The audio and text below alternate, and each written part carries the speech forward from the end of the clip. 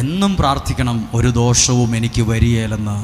അങ്ങനെ നമ്മൾ ചെയ്താൽ ഞാൻ വിശ്വസിക്കുന്ന കാര്യം പറയാം, ഒരു ദോഷവും നിനക്ക് വരത്തില്ല. ഒരു കുടുംബത്തകർച്ചയും കയറി വരികയില്ല, വിശ്വസിക്കുന്നു. ഒരു നഷ്ടവും കയറി വരത്തില്ല. അത് എവിടം വരെ വരുവുള്ളെന്നറിയാമോ? വീടിൻ്റെ ഗേറ്റ് വരെ വരുവുള്ളൂ, അവിടം വരെ വരുവുള്ളൂ. അകത്ത് കയറി ഇരിക്കില്ല. ഒരു ദോഷവും തലമുറകൾക്ക് വരില്ല. ആമേൻ.